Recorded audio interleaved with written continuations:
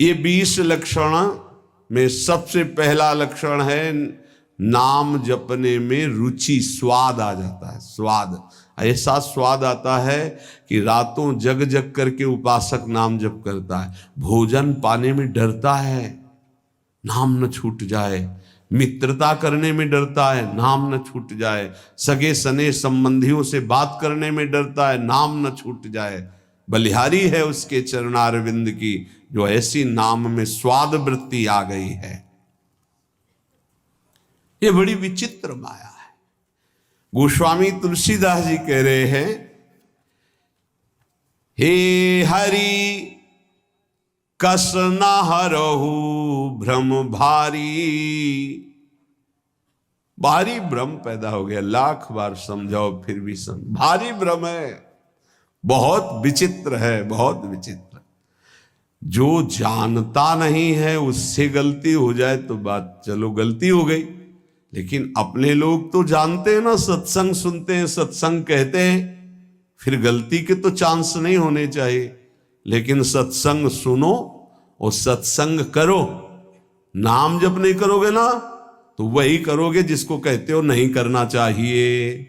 कागज में लिख लो चाहे दिमाग में लिख लो, ये हम छाती की बात कहते हैं, पढ़ी लिखी बात नहीं। भजन नहीं है तो बोलते रहो त्याग वैराग्य की बातें, सुनाते रहो, तालियां पिटती रहेंगी, लेकिन माया तुम्हें पीटती रहेगी। भजन है कुछ बोलना आता हो ना आता हो, सीधे भगवान से तुम्हारा संबंध हो, जो है वही प्रकाशित हो जाएगा। एक अद्भुत आनंद। जब निज सुख प्रकट होता है तो मन भोगों में नहीं आता। निज सुख बिन मन होई कि थीरा। यद्यपि मृषा सत्य भाषे, जब लगी नहीं कृपा तुम्हारी। हे हरि कस न हरहु भ्रम भारी। मेरे स्वामी, संसार को सत्य और सुख रूप मान करके आपको भूल जाता हो, भारी भ्रम है, बहुत भ्रम। आप देख लीजिए, देख लीजिए,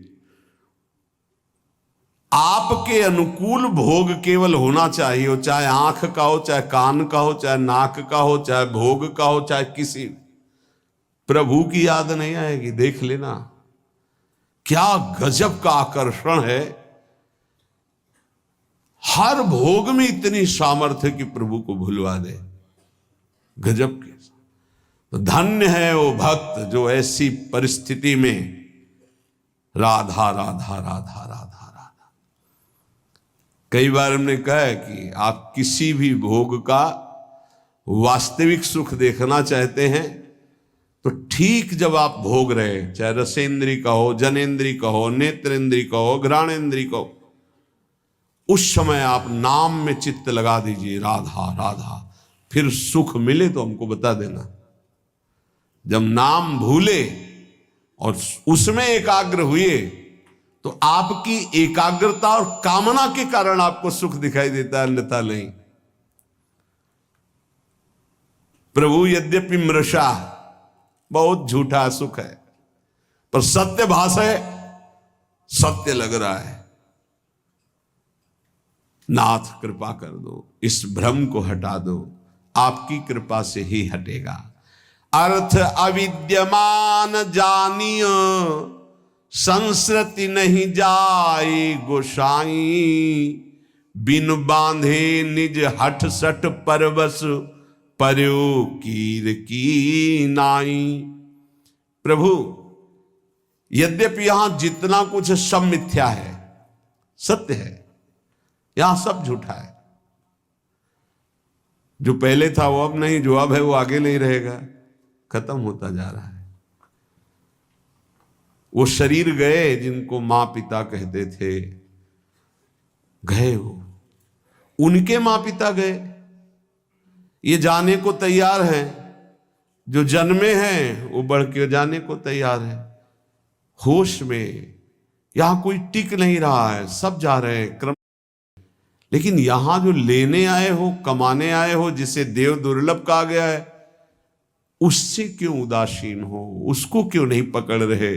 पर हरि, यद्यपि यह सब झूठा है, पर आपकी माया का इतना आकर्षण है कि सत्य भास रहा है।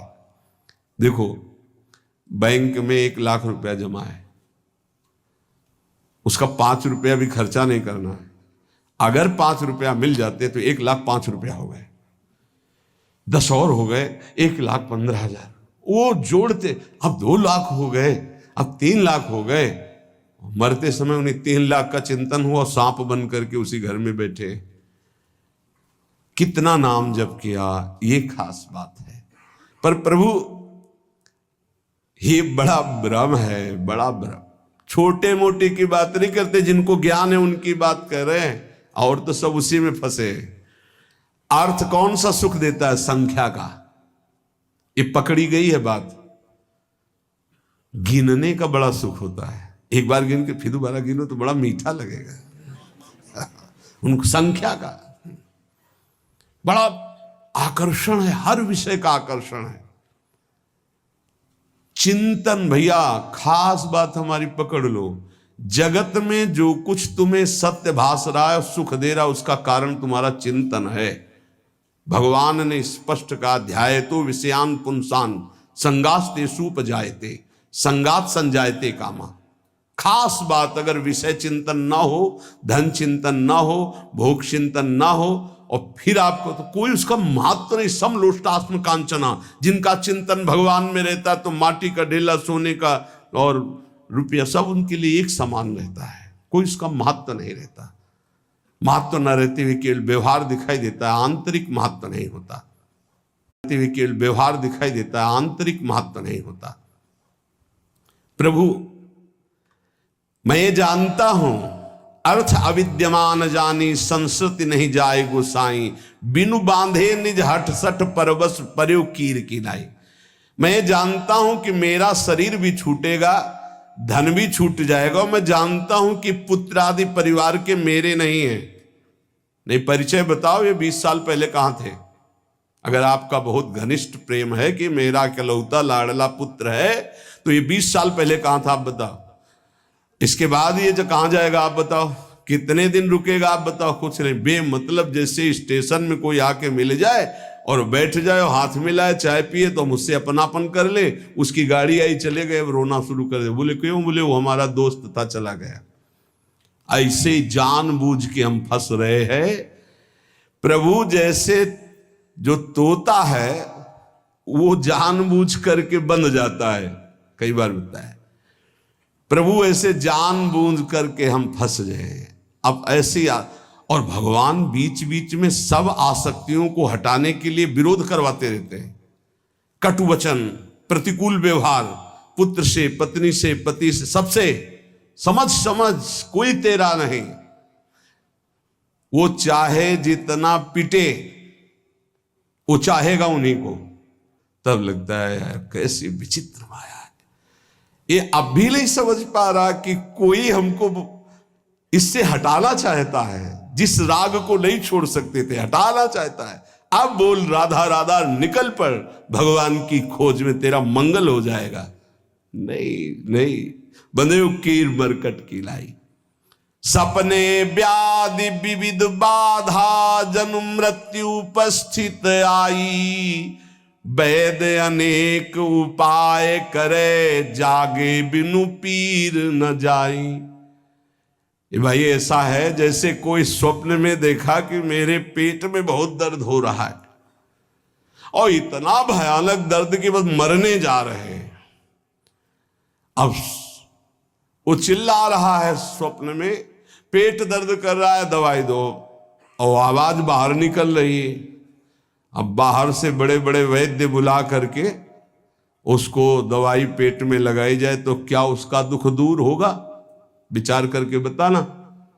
बोले नहीं, वैद्य अनेक उपाय करे, जागे बिनु पीर। उसको दवाई की जरूरत नहीं। बोले जरूरत क्या, उसे जगा देने की जरूरत। अब ना पेट में दर्द है, ना मृत्यु जैसा कष्ट है, कुछ नहीं। थोड़ी देर स्वप्न का नशा रहता है जागने के बाद भी, अच्छा या बुरा का। ऐसे ही ब्रह्मबोध होने के बाद भी, तभी कहा गया ब्रह्मबोध होने के बाद भी बिल्कुल वैसे ही जैसे साधन पद्धति में रहे वैसे रहना, क्योंकि स्वाप्निक संसार का प्रभाव काफी देर रहता है। जब ब्रह्मबोध स्थिति लंबे समय तक, तब वो स्थिति, जैसे आप जग गए, लगा स्वप्न है लेकिन उसका प्रभाव रहेगा। अच्छा स्वप्न है, स्वप्न में आपकी माँ आई है तो आंसू चलने लगेंगे, बुरा स्वप्न है तो भय लगेगा। हम तो ये कह रहे गोस्वामी जी महाराज कि स्वप्न में देखा इतना बड़ा व्याधि पैदा हो गई कि मृत्यु जनित कष्ट हो रहा है, वैद्य बुला के दवा करवा, उसको कोई फायदा मिलेगा? बोले नहीं। फायदा कैसे मिलेगा? बोले जगा दे बस, न रोग है न कोई पीड़ा है, पीड़ा पूरी महसूस होती है। ऐसे ही श्रुति गुरु साधु समृति सम्मत यह दृश्य असत दुखकारी, तेहि बिनु तजे भजे बिनु रघुपति विपति सकै कोटारी। ऐसे ही ये जो तुम जागृत में देख रहे हो मायाकृत स्वप्न है, मोह निशा सब सोवनिहारा, देखे स्वप्न अनेक प्रकारा। तो बोले वो वैद्य कौन है?